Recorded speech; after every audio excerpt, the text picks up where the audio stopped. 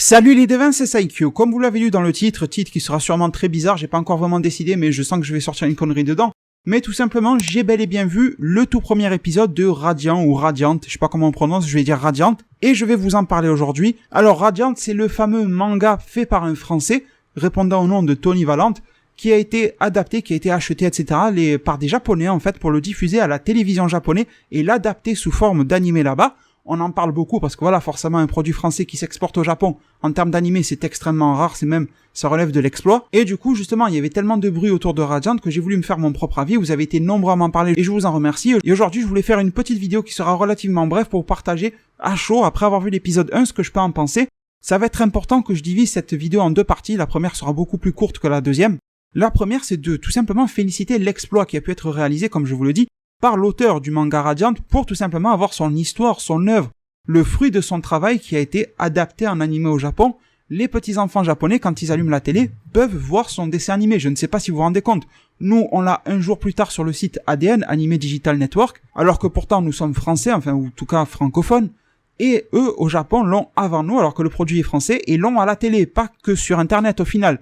Donc l'exploit est réellement grandiose, et c'est franchement quelque chose qui me ferait kiffer d'avoir ma propre histoire qui soit adaptée, etc., par une équipe d'animation japonaise, surtout, voilà, qui passe comme ça à la télé, un truc vachement populaire. Ça, c'est vraiment le message que je veux passer, ça, c'est vraiment le message que je veux faire passer dans cette courte première partie, tout simplement parce que vraiment, faut le noter.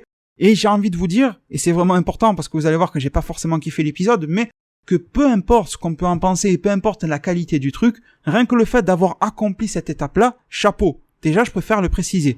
Alors, deuxièmement, oui, vous l'avez compris, je viens de le dire, je n'ai pas kiffé l'épisode, vraiment pas.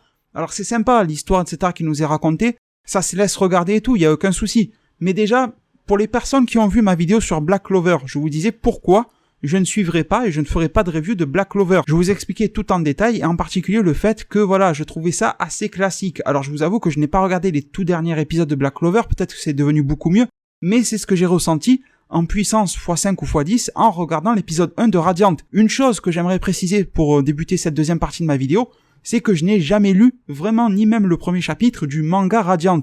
Par contre, en m'informant, je sais que l'animé fait des remaniements sur Radiant par rapport au manga. Alors voilà, c'est pour ça que je juge uniquement l'épisode 1 de l'animé Radiant, je juge pas l'œuvre ni le manga, parce que peut-être que c'est totalement différent et que ça raconte des choses relativement différentes ou d'une manière autre. Mais voilà, moi je juge ce que j'ai vu, c'est-à-dire l'épisode 1 de l'animé sur ADN. Et oui, comme mon titre l'indique, pour moi cet épisode-là, et vous allez me dire en zone de commentaire si vous avez eu le même ressenti ou pas, c'était un mélange d'énormément de choses. C'était un mélange, et encore je ne pourrais pas tous les citer, mais j'ai vu dedans du Bleach, j'ai vu du Nanatsu no Taizai, j'ai vu quoi? J'ai vu du One Piece, j'ai vu du Fairy Tail, j'ai vu du Naruto, j'ai vu vite fait du Dragon Ball, j'ai vu du My Hero Academia, j'ai vu même un petit peu de The Legend of Zelda, j'ai vu énormément de choses dans cet animé-là. Alors pourtant, moi je suis vraiment très client de tout ce qui est fanservice, référence, nostalgie. Quand une œuvre qui a beaucoup avancé, je vais vous prendre par exemple One Piece, vous savez, One Piece, il y a un truc de très fort dans l'œuvre, c'est que 200 chapitres plus tard, ou 300, ou je ne sais pas combien, l'auteur est capable de vous ressortir un tout petit élément qu'il avait placé il y a plusieurs années en arrière. Voilà, il s'auto-référence, etc. Ça, c'est quelque chose de fort. C'est quelque chose qui a une certaine logique et qui me fascine, en fait, tout simplement parce que l'auteur, je trouve puissant dans cette manière-là de raisonner et de ramener à la vie, tout simplement, des éléments que nous, on avait totalement oubliés. Même les fans les plus assidus auraient pu passer à côté. J'aime beaucoup quand il y a des clins d'œil fanservice, tout simplement. Quand One Piece rendait hommage à la fin de Naruto, quand Naruto s'arrêtait et faisait un petit clin d'œil à One Piece, quand Dragon Ball Super peut faire des petits hommages à ce qu'il y a pu avoir auparavant dans Dragon Ball, à condition que ça ne soit pas trop poussé, quand Naruto Shippuden faisait de même par rapport à Naruto, tu vois, ça marche.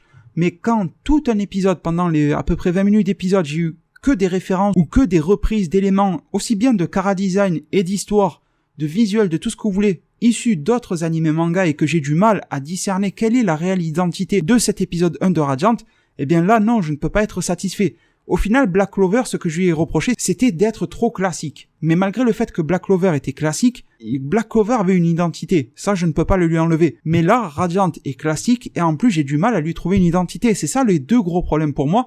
Alors bien sûr, pour la jeunesse, etc., qui tombe sur ça à la TV ou sur Internet, sur ADN, si vous avez déjà un abonnement, ça vous fera passer vos 20 minutes tranquille. Il n'y a aucun souci avec ça, c'est loin d'être mauvais. Mais justement, ça reprend que des bonnes choses à droite et à gauche, un peu au milieu, un peu partout. Donc forcément, si tu reprends que des bonnes choses, si tu te débrouilles un petit peu, ça fait des bonnes choses au final. Mais ça fait des bonnes choses que tu connais déjà ailleurs. Je suis pas là dans cette vidéo pour vous citer tous les éléments que j'ai vus comme ça, mais quand vous regardez, je crois qu'elle s'appelait Alma, on dirait la tête du père à Shikamaru mais en femme, ou Shikamaru lui-même, ça aurait pu être sa mère à la limite. Quand tu vois au début, quand le héros 7, je crois de mémoire, est en train de faire son attaque de magie, on aurait dit un Rasengan. Quand il prononce le nom de son attaque, on aurait dit un Kamehameha. Ce monstre-là, qui est un Némésis qui sort de l'œuf, c'est en fait une espèce de sosie de frère jumeau d'un Menos Grande, à quelques détails près dans Bleach. Les musiques de fond, avec un petit peu des trompettes, etc., la façon de voir la carte du monde, etc., me fait beaucoup penser au tout début de l'anime One Piece. Les villages, la maison dans laquelle Alma habite, etc., ça ressemble énormément à du Nanatsu no Taizai. Les chara-design au niveau des visages, des personnages un petit peu random, là, un petit peu lambda, ressemblent vachement à du Fairy Tail. En fait, j'arrive pas à m'intégrer, à m'imprégner de l'œuvre Radiant parce que il y a trop d'éléments qui me décrochent et me font penser à dire « Ah tiens, ça c'est ça, ça c'est ça ». C'est pas ça le but d'un nouvel animé. C'est pas le but, tu vois, de te dire « Regarde, j'ai repris ça de là ». Enfin, peut-être que c'était pas volontaire, mais bon, je pense que cette tête de Shikamaru, c'est quand même volontaire. Il y avait trop, à mon goût, après peut-être que vous êtes pas d'accord, vous avez le droit, mais il y avait trop à mon goût de reprises de choses qu'on peut voir ailleurs. Les petits animaux là qui ressemblent à des éléphants, vaches, je ne sais quoi, moutons. Ça c'était intéressant parce que même si l'idée est un petit peu reprise de One Piece a l'habitude de mixer un petit peu les éléments comme ça bizarres que l'on n'a pas l'habitude de voir dans notre monde réel, mais l'animal en soi ici dans Radiant était nouveau, tu vois. Donc ça j'ai beaucoup apprécié, même si ça ne reste qu'un petit détail. Mais d'un coup quand tu vois que Seth se promène dans le village, fait une connerie, qui va énerver ces animaux-là, vont avoir les yeux rouges et vont le pourchasser, forcément, je pense à Link qui tape une ou deux poules dans Zelda et qui se fait pourchasser. Il y a énormément, j'ose le dire, trop de références à des choses ultra populaires que je connais déjà auparavant et qui ont déjà très bien fait le travail auparavant. Donc les devins, c'est pour ça que je vais garder un œil sur Radiant, mais sans forcément le regarder assidûment chaque semaine. Je vais m'informer sur ce qui peut s'y passer. Peut-être que je pousserai ma curiosité à lire le chapitre 1, histoire d'avoir les idées claires sur est-ce vraiment ce que veut l'auteur faire une espèce de mix de ce qu'on peut aimer de manière populaire dans les animés et mangas autour, ou est-ce qu'au final ça cache une vraie histoire, un vrai développement de personnages, des vraies nouveautés et une vraie identité. C'est ça la question que je me pose.